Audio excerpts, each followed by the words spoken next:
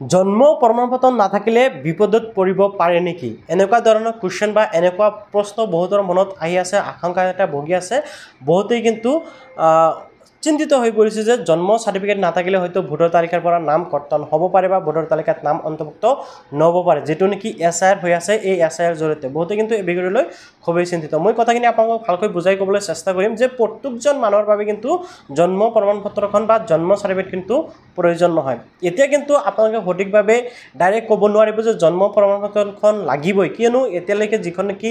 এসআইআৰ form সেই ফৰ্মখন কিন্তু এতিয়ালৈকে পাব্লিছ হোৱা নাই যেতিয়া নেকি এসআইআৰ ফৰ্মখন আপোনালোকৰ হাতত আহি পৰিব তেতিয়াহে আপোনালোকে সঠিককৈ ভালকৈ জানিব পাৰিব যে হয় জন্ম প্ৰমাণপত্ৰখন আপোনালোকৰ লাগিবই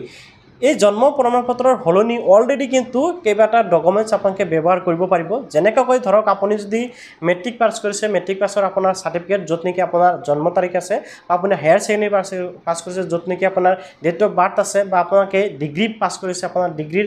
ডকুমেন্টছসমূহ যদি ডেট অফ বাৰ্থ আছে অলৰেডি এইটো আপোনালোকৰ বাবে একচেপ্ট হৈ যাব ঠিক আছে জন্ম সাৰ্টিফিকেটৰ অবিহনেও আপোনালোকে এই ডকুমেন্টছ দি আপোনালোকে জন্ম প্ৰমাণ হিচাপে ব্যৱহাৰ কৰিব পাৰিব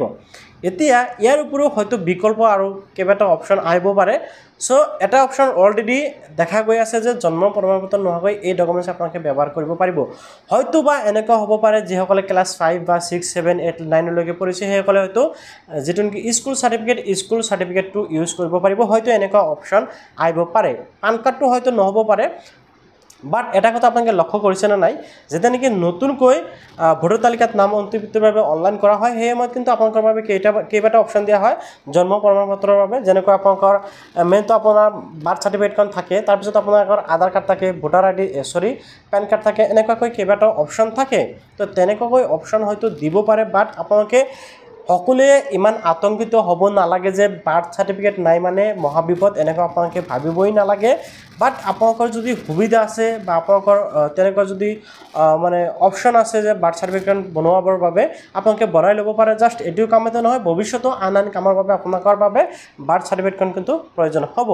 তো আশা কৰোঁ আপুনি নিশ্চয় বুজি পাইছে আৰু মোৰ কথাখিনি আপোনালোকে নিশ্চয় বুজি পাইছে যে বাৰ্থ সাৰ্টিফিকেট নাথাকিলে কোনো ধৰণৰ সমস্যা হ'বনে নাই বাট এনেকুৱা নহয় যে সমস্যা হ'বই আপোনালোকক বিকল্প যিকোনো অপচন এটা দিয়া হ'ব গতিকে আশা কৰোঁ আপুনি নিশ্চয় বুজি পাইছে আৰু ভিডিঅ'টো ভাল পালে নিশ্চয় লাইক কৰিব আৰু চেনেলটো সাবস্ক্ৰাইব কৰিব আৰু এই ভিডিঅ'টো আপোনালোকে সকলোৱে বেছি বেছিকৈ শ্বেয়াৰ কৰি দিয়ক যিসকলে বিশেষকৈ চিন্তিত হৈ আছে